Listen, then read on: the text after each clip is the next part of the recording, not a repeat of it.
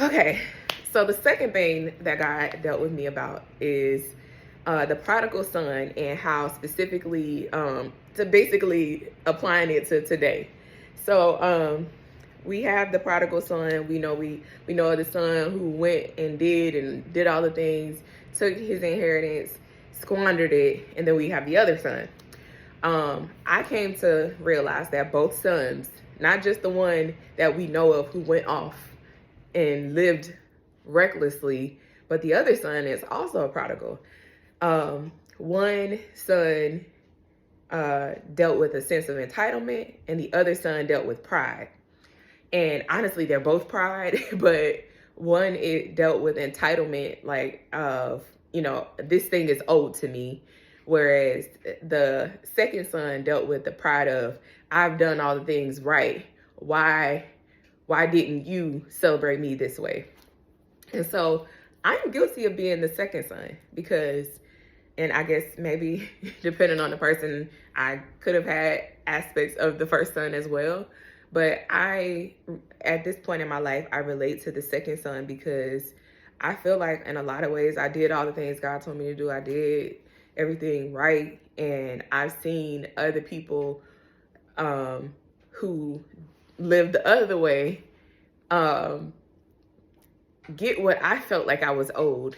And I want to say I thank God for delivering me and healing me from that, because the unfortunate thing is that pride and anger can cause a separation between you and God. And it can also cause you to struggle, and it caused me to struggle a good bit in my faith too.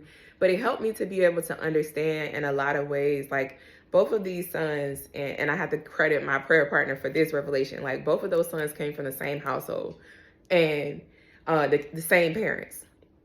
And so one thing to point out is that even as parents, if you are a parent of multiple children, you can have two children who turn out completely different.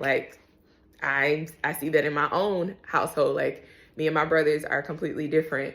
And it's a reminder to me to always parent my child the way he needs versus how I needed it. I think that's something that parents also fall into. We try to give our child what we didn't have, and that extends down to how we parent them. And we run the risk of not meeting their needs because we're trying to heal our own selves through parenting them, versus us going and doing the work of going to therapy, praying and fasting, and getting the revelation on how God wants to heal us from that void we have in our lives. And so I just want to double tap on that. One, I want you to ask yourself, which son are you? And then two, ask God to deliver you from pride as well as entitlement, and ask God to help you to one, extend people grace and not judge. I think the underlying current of all the things that God was dealing with me about is to extend other people grace. And I definitely do that.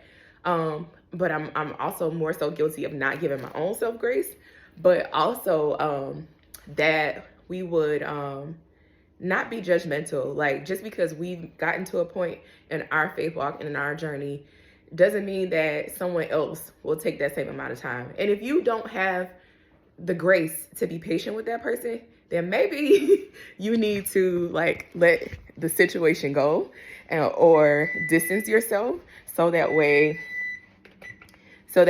one, that person has the freedom to be able to grow and mature in the way that God would have them to, but also so that way you don't fall victim to the sin of being judgmental and critical and developing bitterness towards that person.